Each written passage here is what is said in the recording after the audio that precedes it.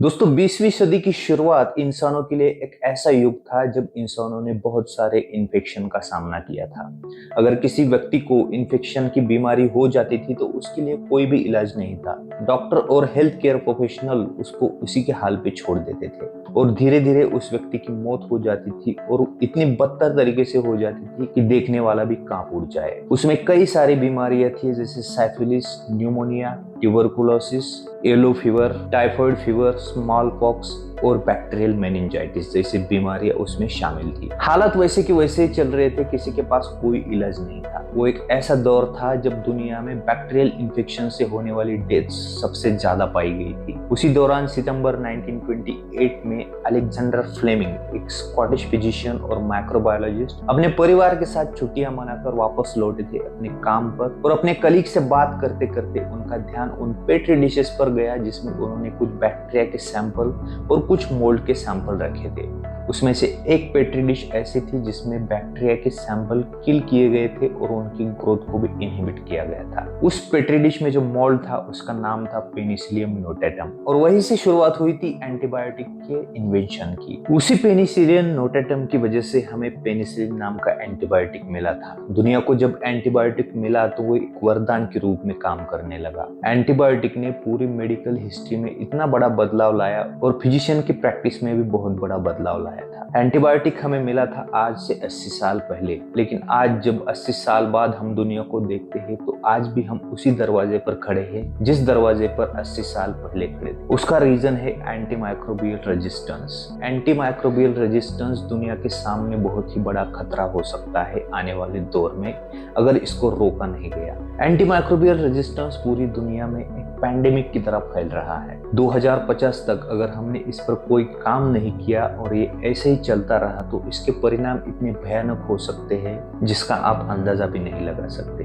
कोविड-19 तो एक झलक थी। कोविड-19 से भी कई गुना ज्यादा इसके परिणाम हो सकते हैं भविष्य में अगर इसे हमने समय पर रोक नहीं दिया तो क्या है एंटीमाइक्रोबियल रेजिस्टेंस? एंटीमाइक्रोबियल रेजिस्टेंस होता कैसे है? एंटीमाइक्रोबियल रेजिस्टेंस सच में एक पैंडेमिक के रूप में अगर फ्यूचर में काम करने लगा तो हमें क्या क्या चैलेंजेस का सामना करना पड़ सकता है और इस चैलेंजेस का सामना ना करना पड़े इसलिए हमें आज क्या करना चाहिए, क्या सावधानी बरतनी चाहिए, इन सारे सवालों के जवाब आपको मिलेंगे इस वीडियो में। तो बने रहिए हमारे साथ इस वीडियो में अंत तक। This is a global health threat. The response has to be a joined up response with नमस्कार दोस्तों, मैं हूं परशुराम और स्वागत करता हूं आपका इस नए वीडियो में। वीडियो में आगे बढ़ने से पहले हम समझ लेते हैं कि एंटीमाइक्रोबियल्स होते क्या है और एंटीमाइक्रोबियल्स रेजिस्टेंस क्या होता है। जब भी हमें कोई बीमारी होती है या फिर इन्फेक्शन होता है तो उसकी वजह होती है माइक्रो ऑर्गेनिजम्स। माइक्रो ऑर्गेनिजम्स जैसे कि बैक्टीरिया, फंगाई और वायरसेस। ये माइक्रो ऑर्गेनिजम्स किसी भी लिविंग ऑर्गेनिज्म को टारगेट कर देते हैं खुद को बढ़ाने के लिए, जैसे कि ह्यूमन हो या फिर एनिमल हो या फिर कोई प्लांट हो। जब ये किसी लिविंग ऑर्गेनिज्म को टारगेट करते हैं और बढ़ जाते हैं तो इससे बीमारियां भी बढ़ जाती है और इन्फेक्शन भी बढ़ जाता है। और इन्हीं माइक्रो ऑर्गेनिज्म को किल करने के लिए या फिर उनकी ग्रोथ को इनहिबिट करने के लिए जिस एजेंट का या फिर जिस ड्रग का हम यूज करते हैं उसे कहते हैं एंटीमाइक्रोबियल्स। एंटीमाइक्रोबियल्स कई तरह के एजेंट होते हैं, जैसे एंटीबायोटिक हो गया, एंटीसेप्टिक हो गया, एंटीफंगल हो गया और एंटीवायरस हो गया। अब समझते हैं एंटीमाइक्रोबियल रेजिस्टेंस क्या होता है। समय के हिसाब से बैक्टीरिया, वायरसेस और फंगाई अपने स्ट्रक्चर को चेंज कर लेते हैं और अपने नए नए वेरिएंट को भी लॉन्च करते रहते हैं। ये नए वेरिएंट जब पैदा होते हैं तो जो हमने पहले एंटीबायोटिक या फिर एंटीमाइक्रोबियल्स यूज किए हैं उनको रिस्पॉन्ड करना बंद कर देते हैं और इसी स्टेज को हम कहते हैं एंटीमाइक्रोबियल रेजिस्टेंस। किसी भी व्यक्ति को अगर एंटीमाइक्रोबियल रेजिस्टेंस हो जाता है तो वह व्यक्ति एंटीमाइक्रोबियल्स को रिस्पॉन्ड करना बंद कर देती है और उस व्यक्ति को हुए इन्फेक्शन और बीमारियों को ट्रीट करना लगभग नामुमकिन हो जाता है। एंटीमाइक्रोबियल रेजिस्टेंस में सबसे बड़ा खतरा है एंटीबायोटिक रेजिस्टेंस का। तो आइए समझ लेते हैं एंटीबायोटिक और एंटीबायोटिक रिवॉल्यूशन की हिस्ट्री को। वैसे एक फन फैक्ट बता दूं आपको कि पेनिसिलिन दुनिया का पहला एंटीबायोटिक नहीं है।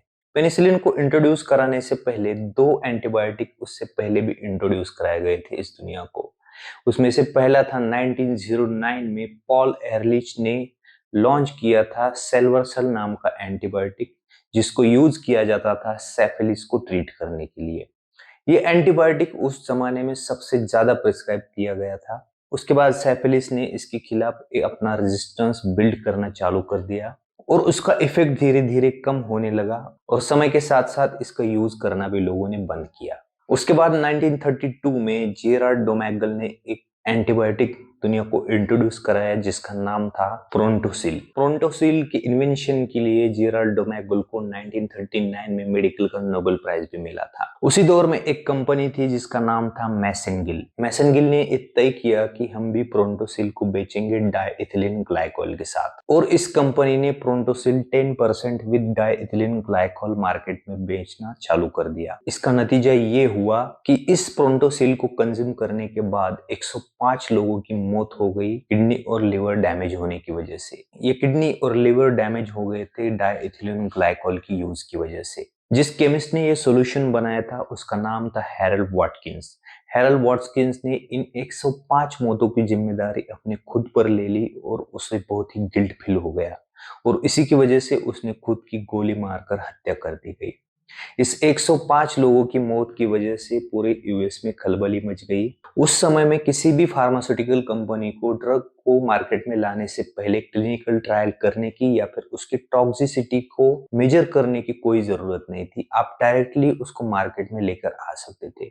लेकिन ये इंसिडेंट होने के बाद स्थापना हुई federal food and drug administration act 1938 की। उस समय से क्लिनिकल ट्रायल और टॉक्सिसिटी को मेजर करना मैंडेटरी किया गया हर एक फार्मास्यूटिकल कंपनी को। वर्ल्ड वॉर फर्स्ट में प्रोंटोसिल ने बहुत ही अहम भूमिका निभाई थी जवानों की जानें बचाने के लिए, लेकिन फिर भी प्रोंटोसिल उसकी लिमिटेशन की वजह से काफी नहीं था पूरी तरह से बैक्टीरिया को रोकने में। प्रोंटोसिल मार्केट में मौजूद था, फिर भी ग्राम नेगेटिव बैक्टीरिया और बैक्टीरियल न्यूमोनिया की वजह से 10 से 15% मौतें दुनिया में पाई जाती थी। 1928 में अलेक्जेंडर फ्लेमिंग ने पेनिसिलिन को इंट्रोड्यूस तो कराया था, लेकिन उसका एक्सट्रैक्ट करने में अभी तक कोई सफल नहीं हुआ था। फिर साल 1940 में हार्वर्ड फ्लोरी और उनके कलीग अंस बी चेन, इन दोनों ने आखिरकार पेनिसिलिन नोटाटिडम का एक्सट्रैक्ट सक्सेसफुली निकाला और उसको नाम दिया पेनिसिलिन जी। पेनिसिलिन जी दुनिया का पहला एंटीबायोटिक था जो बैक्टीरिया को किल करता था और उनकी ग्रोथ को इनहिबिट करने में सक्सेसफुल रहा, उनकी सेल वॉल सिंथेसिस को डिस्टर्ब करके। इसलिए पेनिसिलिन को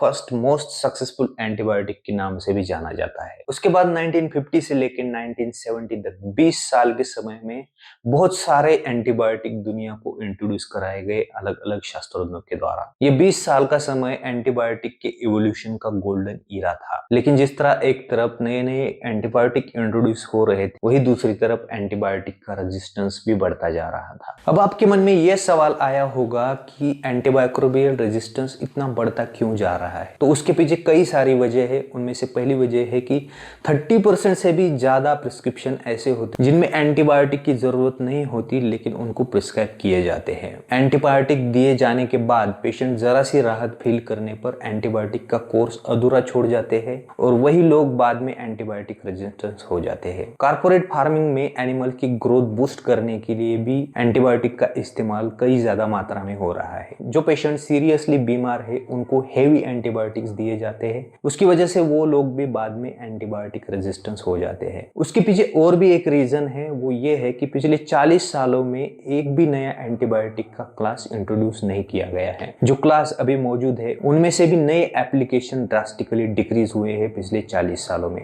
अब देखते हैं कि कैसे एंटीमाइक्रोबियल रेजिस्टेंस दुनिया को खतरा होने वाला है आने वाले समय में। कुछ डॉक्टर्स के मुताबिक आज दुनिया में ऐसे लोग मौजूद है जो लगभग सारे एंटीबायोटिक्स जो आज अवेलेबल है उन सबको रेजिस्टेंस आ चुका है। अगर कोई भी व्यक्ति एंटीबायोटिक को रेजिस्टेंस करती है तो उसको ट्रीटमेंट करना लगभग नामुमकिन हो चुका है। पिछले कई सालों में हर साल दुनिया में 7 लाख से भी अधिक लोग एंटीमाइक्रोबियल रेजिस्टेंस की वजह से अपनी जान गंवा चुके हैं। वही वर्ल्ड हेल्थ ऑर्गेनाइजेशन ने भी अपनी एक रिपोर्ट जारी की है, उसमें वे कहते हैं एंटीमाइक्रोबियल रेजिस्टेंस एक वैश्विक आरोग्य और विकास के लिए खतरा है। सस्टेनेबल डेवलपमेंट गोल को अगर हमें अचीव करना है तो तत्काल मल्टी सेक्टोरियल एक्शन की आवश्यकता है। WHO ने ये भी कहा है और डिक्लेयर कर दिया है कि एंटीमाइक्रोबियल रेजिस्टेंस टॉप 10 में से एक खतरा है जन आरोग्य के लिए। अब समय आ गया है कि इस राइजिंग थ्रेट को हम खुद भी टैकल करें। तो आइए देखते हैं कैसे टैकल करना है इस सिचुएशन को। जो एंटीबायोटिक्स आपको डॉक्टर ने प्रिस्क्राइब किए हैं वही एंटीबायोटिक आप ले, किसी और को प्रिस्क्राइब किए गए एंटीबायोटिक आपको नहीं लेने चाहिए। दूसरी बात, जो कोर्स आपको डॉक्टर ने दिया है, चाहे आप बेहतर फील कर रहे हो 1-2 दिन में, लेकिन जो कोर्स आपको दिया गया है वो आपको पूरा करना पड़ेगा। बैक्टीरियल इन्फेक्शन से बचने के लिए हाइजीन मेंटेन करें। वायरल इन्फेक्शन में एंटीबायोटिक ना ले, ये भी एक तरीका है इससे बचने का। तो ये सब था एंटीमाइक्रोबियल और एंटीमाइक्रोबियल रेजिस्टेंस के बारे में। ये वीडियो अगर आपको अच्छी लगी हो तो लाइक करें, कमेंट करें, आपके दोस्तों के साथ शेयर करना ना भूलें और ऐसी जानकारी के लिए हमारे चैनल को सब्सक्राइब करें। धन्यवाद।